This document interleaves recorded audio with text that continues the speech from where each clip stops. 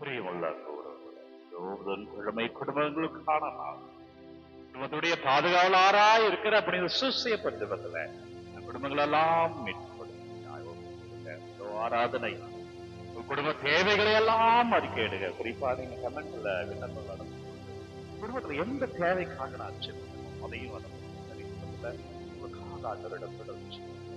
தேவைகள் எல்லாம் ஆராதனை செய்கிறேன்.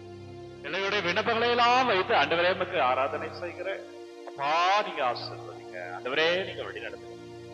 ராஜாமது பெயரில் பிள்ளைகள் எல்லாம் மகிழ்ச்சியாய் அபிஷேகமா வாழும் ஆசீர்வாதத்தோடு இருக்கும்படி ஆண்டவரே எங்களோடு இருக்க வழி நடத்துங்க. குறிப்பாக குடும்ப கதையெல்லாம் வைத்து ஆண்டவரை துதிக்கிறேன், ஆண்டவரே ஆராதிக்கிறேன் அப்படின்னு சொல்லுங்க. ஆண்டவரே நன்றி ராஜா என்று சொல்லுங்க. ஆண்டவர் வழி நடத்துகிறார், ஆசீர்வதிக்கிறார். குடும்பம் சாட்சியமா இருக்கிற யோபு புத்தகம் 1ஆம் அதிகாரம் 21ஆவது இறைவார்த்தை. யோபுவினுடைய குடும்பத்திற்கு என்ன சில நேரங்களில சில நிகழ்வுகள் சாட்சியமா நடக்கும். ஜெபித்தும் நடக்கலையா, தொடர்ந்து ஜெபிக்கணும். பல ஆண்டுகளா ஆச்சு அதை நடக்கல, தொடர்ந்து ஜெபிக்கணும். உங்கள் குடும்பத்தை அவர் மீட்கிறார், உங்கள் குடும்பத்தை அவர் மீட்கிறார். யோபு புத்தகம் 1ஆவது அதிகாரம் 21ஆவது இறைவார்த்தை. தாயின் கருப்பையில் என்று பிறந்த மேனியாய் நான் வந்தேன், அங்கு திரும்பி செல்கையில் பிறந்த மேனியாய் அது செல்கிறேன்.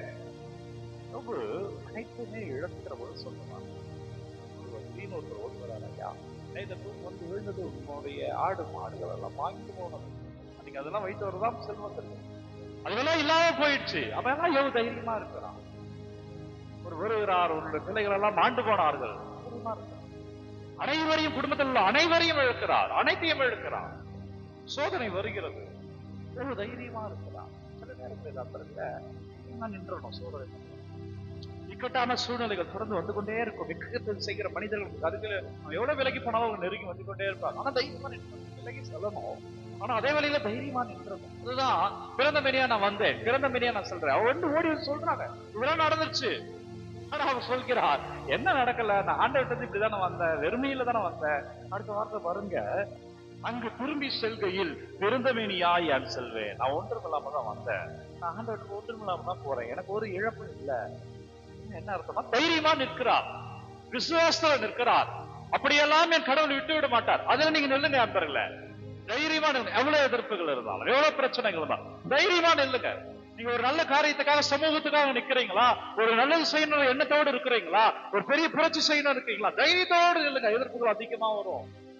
தைரியமா நில்லுங்க, தைரியமாக நில்லுங்க. ஆண்டவர் வெற்றியை ஒரு நாள் நிச்சயம் காட்டுவார். சொல்கிறார், ஆண்டவர் அளித்தார், ஆண்டவர் கொடுத்தார், ஆண்டவர் திருப்பெயர் எல்லாத்தையும் எழுந்தவர் சொல்றாரு, ஆண்டவர் பெயர் நாமமாக ஆண்டவர் புகழ் ஆசீர்வாதமா நிக்கட்டும், ஆண்டவர் நாமம் போற்று பெறுக, ஆண்டவர் திருப்பெயர் போற்று பெறுக. யார் சொன்னது? ஒரு செல்வந்தர் சொல்லல. ஒரு செல்வந்தராய் வாழ்ந்து அனைத்தையும் பெற்றவர் அனைத்தையும் இழந்து விடுகிறார். அந்த நேரத்துல சொல்கிறார், அதே ஆண்டவர் இரட்டி பாய்க்கிறார், இரட்டி பாய்க்கிறார். நீங்க எழுதுறதெல்லாம் அபிஷேகமா பெற்றுக்கொள்ளும். ஆமென் இருக்கிற ஆண்டவர் பார்த்து ஆமென் சொல்லுங்க. ஆண்டவர் உங்களுக்கு இரட்டைப்பாய் தருவார். ஆமென். அப்படியே எழுதுவதை பெற்றுக் கொள்வார். யோபு இழந்தார், ஆனால் அவர் இழக்காத ஒன்று நம்பிக்கை. அவர் மேல வைக்கிறார். சோதனை நின்றார். ஆண்டவர் சிலவற்றை, சில தருணங்களில் சில மனிதர்களை அனுமதிப்பார். யோபு வாழ்க்கையில ஆண்டவர் சாத்தானை அனுமதித்தார். ஆண்டவர் பெரிய யோபு நிற்பார் என்று. அது மூலமாய் ஆண்டவருடைய கிருபை மாட்சிமை வெளிப்பட்டது. நீங்க என்ன தேவைக்கா இந்த ஆராதனை தொடங்குனீங்களோ அது அபிஷேகமாய் இதுல நிறுத்துறது. ஏன் இந்த யூடியூப்ல கமெண்ட் வச்சு சாட்சி சொல்லுங்க, குடும்பத்தை ஆண்டவர் மீட்டான் சாட்சியா சொல்றது சொல்லவேதான். எனக்கோ உங்களுக்கும் பெருமை அல்ல, அவர் திருப்பெயராட்டுதல் தைரியமா.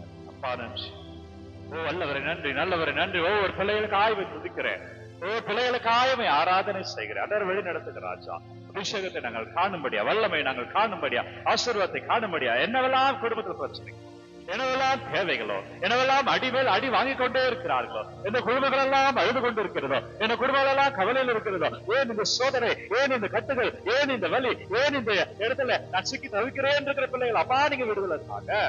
ஆண்டவரே நீங்க ஆசீர்வதிங்க ராஜா. ஆண்டவரே நீங்க வெளிப்பாடு கொடுங்க ஆண்டவரே.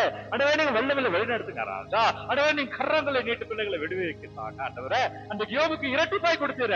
எனக்கு ஜெபிக்கிற ஒவ்வொரு பிள்ளைகளை இரட்டிப்பாய், நம்பிக்கையில கேட்கிற ஒவ்வொரு பிள்ளைகளையும் இரட்டிப்பாய் பெற்றுக்கொள்ளட்டும். இயேசு உங்கள் பெயரில் பிள்ளைகள் ஆசீர்வாதத்தை அறுவடை செய்வார்களாக. முழுமையான இறைக்கிறவில் அபிஷேகமா வாழ்வீங்க, நல்லது நடக்கும். ஆண்டவர் பேர்ல சாட்சியமா இருப்பீர்கள் என்று சொல்கிறேன். உங்களுக்கு இரட்டிப்பாய் அபிஷேகமாக வைப்பார். எனவே ஒவ்வொரு நாளும் விடியற்காலை 3 மணிக்கு ஆராதனை வழிகொண்டு எந்த குடும்பம்லாம் உடைக்கிறது, எந்த குடும்பத்துக்கெல்லாம் அந்த மாதிரி இறைவார்த்தை வேணும், அவர்களுடைய அந்த ஆராதனை பார்த்தார்கள் என்றால் அவர்களுக்கு இந்த காணொலியை பகிர்ந்து கொள்ளுங்க. God bless you, take care. அதே போல ஒவ்வொரு நாளும் விடியற்காலை 3 மணிக்கு ஆராதனை வழங்குகிறேன். உங்களுக்கு விண்ணப்பங்கள் தேவைகளை கமெண்ட் அனுப்புங்க. உங்களுக்காக நான் சொல்றேன்.